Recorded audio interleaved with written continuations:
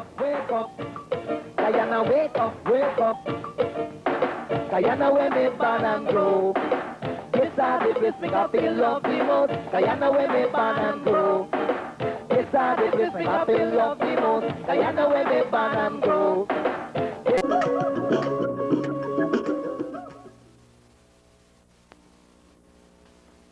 Shalom, salam, shanti, gentlemen, precious ladies, and learning students. Thanks for viewing Caribbean Views on Radio.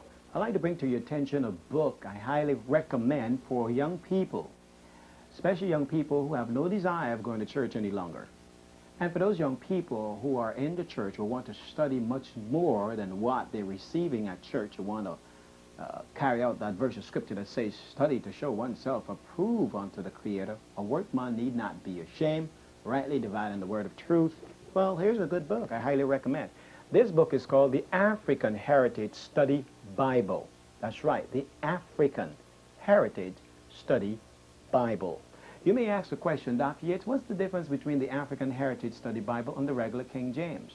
Well, the African Heritage Study Bible is based on all the 66 books of the King James Bible, from Bereshit to Revelation. Bereshit in Greek is called Genesis. Now, the difference here is this. This African Heritage Study Bible has footnotes and information upon information letting you understand the role that blacks have played in the formation of Judaism and Christianity. In other words, it lets you know the historical fact that the original Hebrew people were black people out of Africa. It also points out that the Messiah and his disciples and many of the prophets were black people by race. They were not Europeans, based on the paintbrush of Bonabarate, Michelangelo, in the 16th chapel of the Catholic Church. So I encourage you to get the African Heritage Study Bible. And it has a lot of illustrations and pictures in it showing the black presence in the Bible. Also, along with that is the African Encyclopedia. For those who want to get the concordance to the Bible, it is so thick, it's 800 pages, the concordance.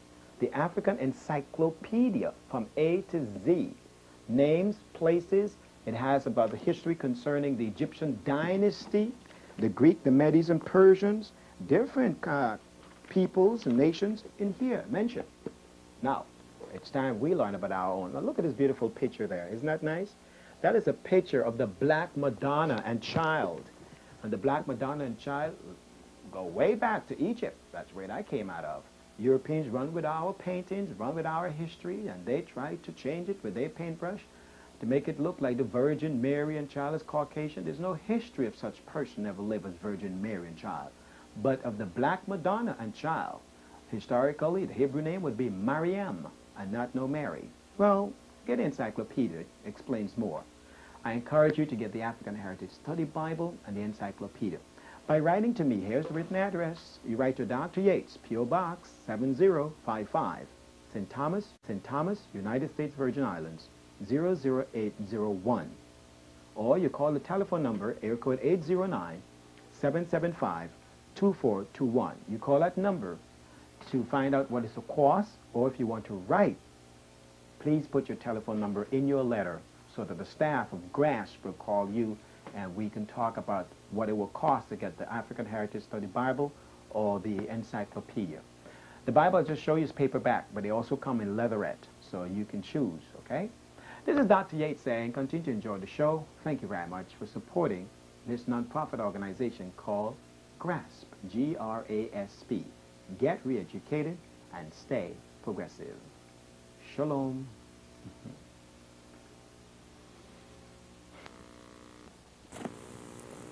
I am Marcella Hines from President's College, and I'm here to carry on the discussion with Dr. Yates with two students from St. Rose's, Dwayne and Monalisa. Dr. Yates, to what extent is African culture still preserved today? Well, African culture is not just one culture. There are many cultures in Africa. The people of Nigeria have their own particular culture that represents the people of Nigeria. Actually, the right pronunciation of Nigeria is Nigeria, not Nigeria. There's no J in the spelling of Nigeria. It's N-I-G-E-R-I-A, Nigeria.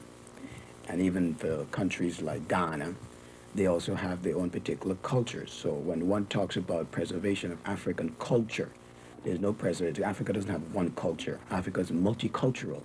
Many cultures in the diaspora of Africa and the continent in itself. Preservation is up to the individual tribes and peoples of those particular countries or tribes. So that's a wide open question. Here in the Western world, unfortunately, we were raped and robbed of learning about the different cultures of Africa and also traditions and history. And our schools and the academia, they only teach us about slavery. They don't teach us about beyond or before slavery.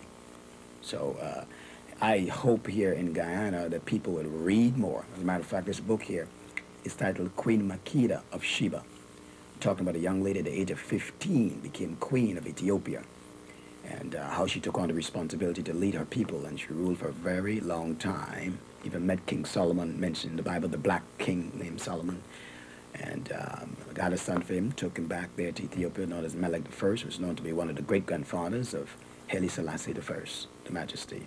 So this information needs to be read to our people so we can learn about the different cultures of Africa, and you can choose intellectually which one you would like to emulate or apply to your lifestyle. Okay? Dr. Yates, earlier in your discussion, you mentioned about teaching the different cultures of Black, Morrisons, and Indians to school children. Can you tell me about the program you have for students who are not in school? Well, good question. The GRASP program, G-R-A-S-P, Get Re-Educated and Stay Progressive, is really advocating education within the home. I mentioned that earlier. It really starts in the home. The only reason why I mentioned school is because a lot of young people gathered at school, and this is an after-school program, so it does not conflict with the government's program for the students. People can also write to me. My address is GRASP, P.O. Box 7055, St. Thomas, United States Virgin Islands, 00801, or you can call this network, and hopefully they'll give you the address of Dr. Yates, where you can write. And for some people who want to take correspondence courses to learn for themselves. The GRASP is not about religion, it's about a way of life and heritage. The four most important things that need to be taught to any particular young person so that they not only make no difference, but that they will prepare themselves for the change that is taking place in the cosmos.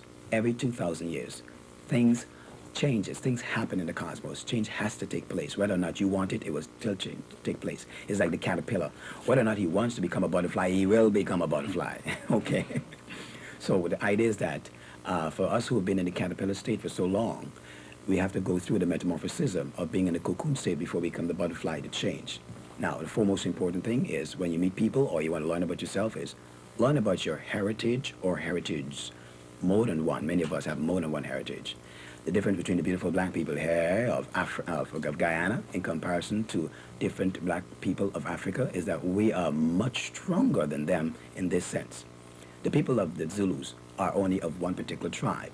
The Mandingo is only of one tribe. But we are many different tribes of Africa, Mandingo, Zulu, and a whole bunch.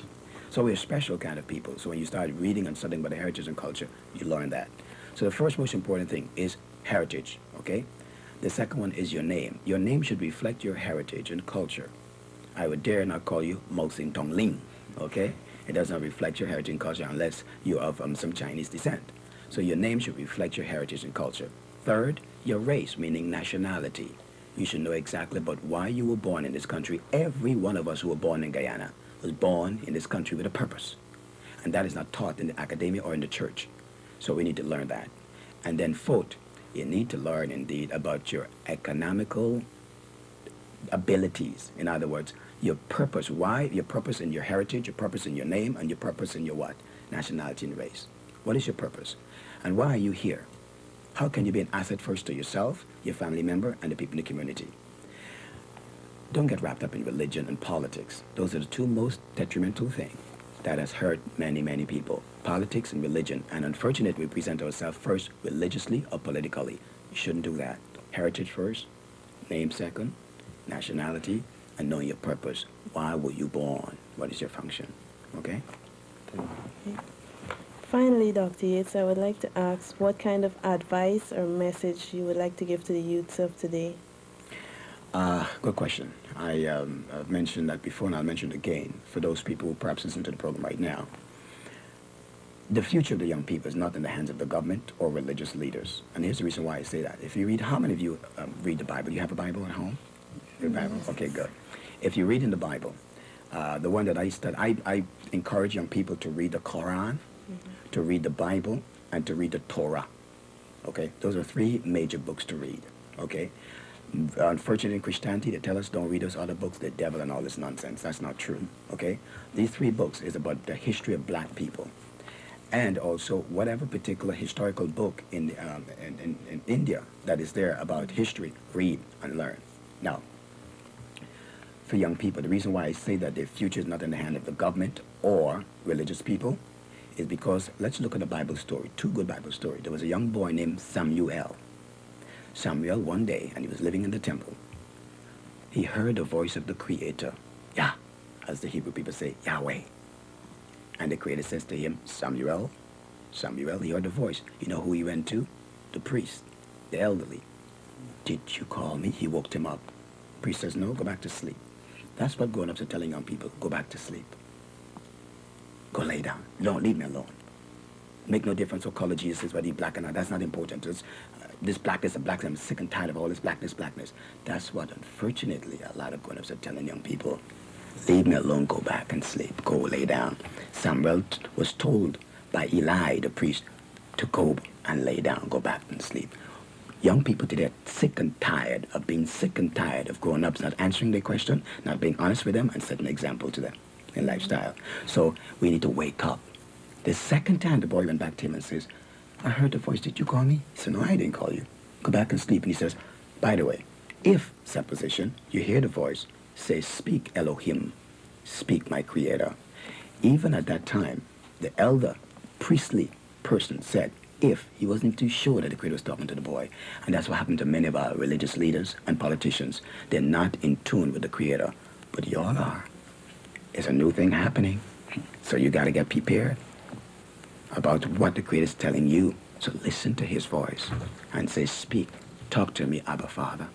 Tell me what's my purpose. What am I supposed to do?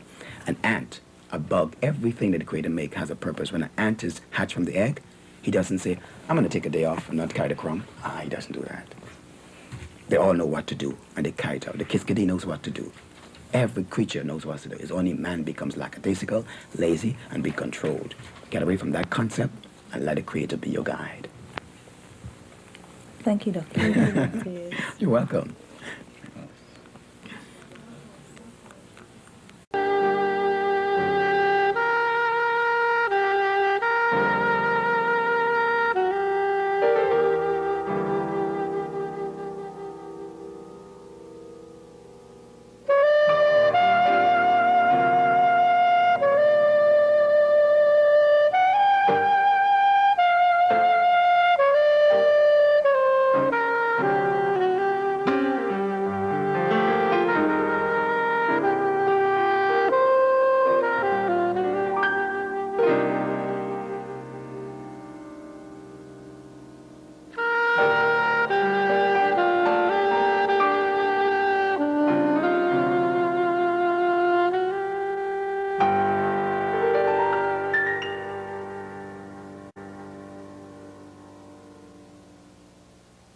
Wake up, Guyana, wake up, wake up.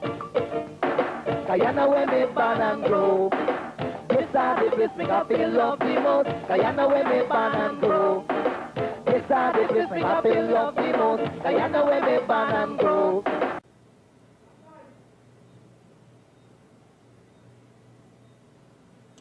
Hello everyone, happy Sabbath. Welcome to another edition of Safe TV Presents. My name is Andrew Biggs, and we want to thank you for staying tuned. And we know that we are 60 minutes late. That is because we're getting ourselves, we had some technical difficulties here, so we want to thank you for anyhow staying with us. Tonight is going to be a very interesting night because I have a very special guest with me. Dr. Yates is with us, and we're going to be talking about math in religion. All right, and before we do that, last Friday we had Sister Esmond Richmond Shockley and team, and she talked about her story and what she's doing for the poor in caring for others. During the course of her stay I was following her around, and she made a few stops, a few visits to some of the institutions here in Georgetown. She also paid a visit to the Minister of Communities, Ronald Bulkan, and also the Minister of State, Mr. Harmon. And you know, the government has opened up the doors to Caring for Others in this country to help in the eradication of poverty here in Guyana. One of the pet projects that the president is, you know, hoping to get off the ground, and I'm telling you, Caring for Others is right there in the door.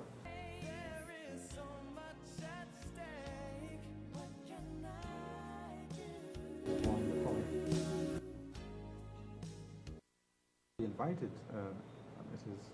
Shockley to the Tiger Bay area and saw the devastation, the heartbrokenness of the people there in the Tiger Bay area. I must let you know that Caring for Others Inc.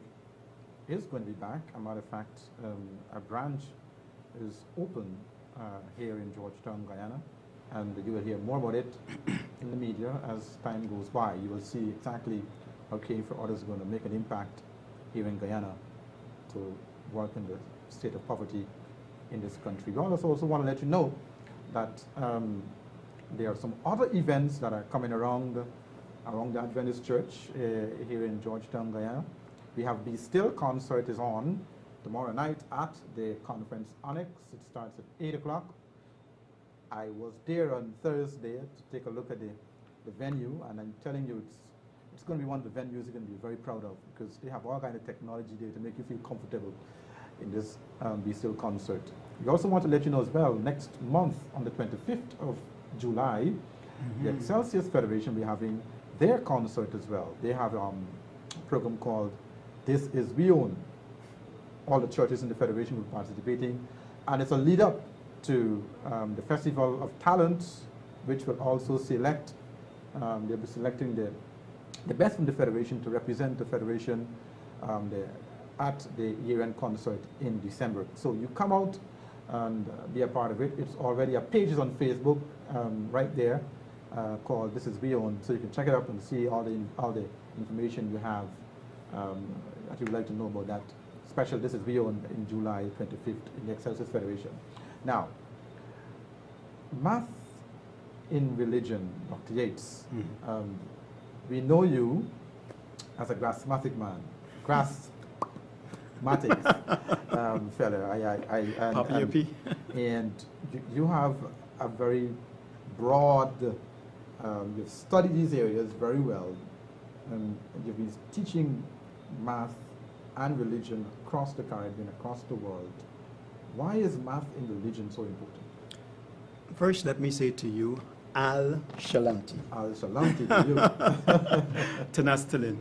And also Shabbat Shalom. Yes, peaceful Sabbath to you. Yes, sir. Math is best taught as a universal kwankwa. In Ethiopia, that word kwankwa means language. When math is taught as a language, it is best learned by students, because disfortunately, the British and Americans, the way they teach math is based on concepts, resuscitational learning, but it is not based on teaching the students how to comprehend the etymology of words that are used in math. This is important, very important. That is the reason why, for my travels and studies, I've learned that a lot of people were exposed to the conventional way of thinking math, which is European and American. And the underlying word is con. Con, yes, conventional way of doing it, is that the math in which they're teaching it is in a very, very difficult language to comprehend, which is English, really. And I'm saying this because my expertise into linguistics, etymology, and tetragrammaton. Now, what am I talking about here is this.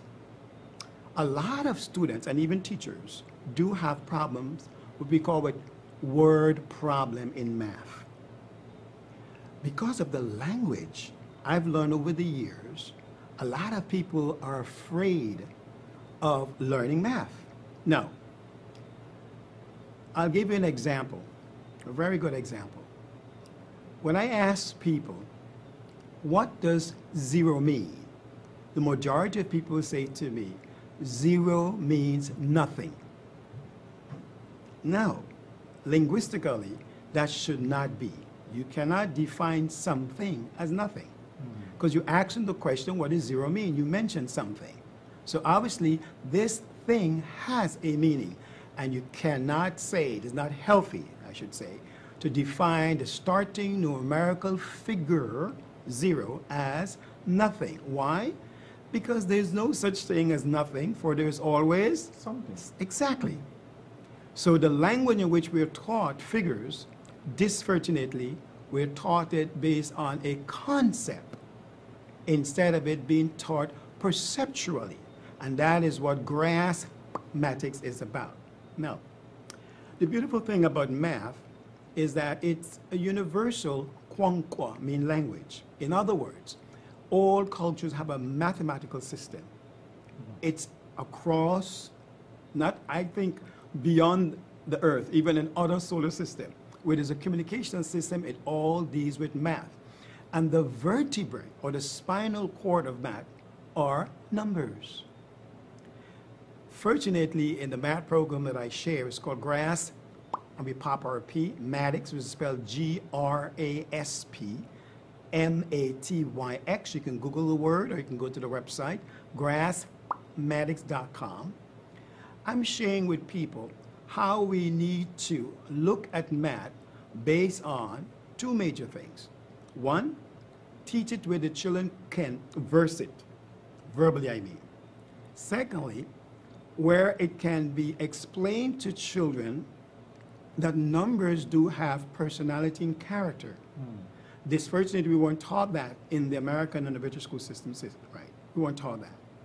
And this is the reason why most of us are stuck in the school system learning only up to 12 times 12 tables. The timetables went to 12 times 12. But when you study the numbers based on personality and character, most of all, what numbers are you studying? You're studying what they call integers, basic or primary, or the quartile numbers. This is 0 to 9 and not 1 to 10. When you study 0 to 9, you study the personality of these numbers, which are odd and even, which is oddly and evenly. We abbreviate it by saying odd and even. And then the 0 will be considered and not considered as neutral. That would be the personality of the numbers.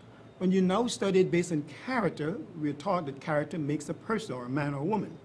Then you learn that numbers do have character. When you study the character of the numbers I do share, then you realize indeed that your timetables would not stop at 12 times 12. You can go way beyond. Like in the Graspmathologist program, our timetable start at 0 and go all the way to 99, they call 99 and above, which we have like 151 timetables, etc. But the reason why you can go that far mentally is because you're learning about the character of the numbers. Quick example. Let's look at the number 5. Now, since 0 is the starting number, and since the personality of 0 is neutral, it neutralizes the odd and the evens. Therefore, starting at 1, going to 9, the question is, what would be the center number there? Well, obviously, it would be 5 at 1 to 9. It would be 5.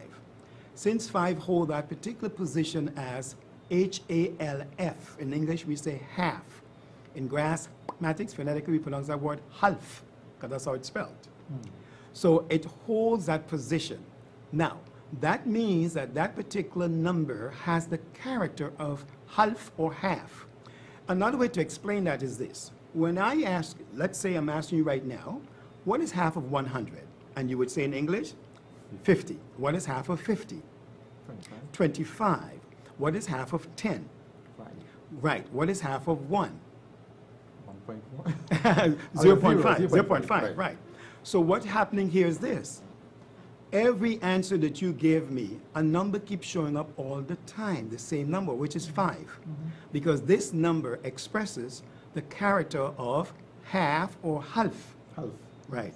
So now we're going to put it to the test and see if it's going to we use going way above 5 times 12, which in Graspmathologist we say 5 times 1, 2.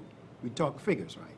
So instead of stopping there, we're going to take it higher. For example, if I want to find out what is 5 times 8,642, I know people out there go, oh my gosh, that's too big.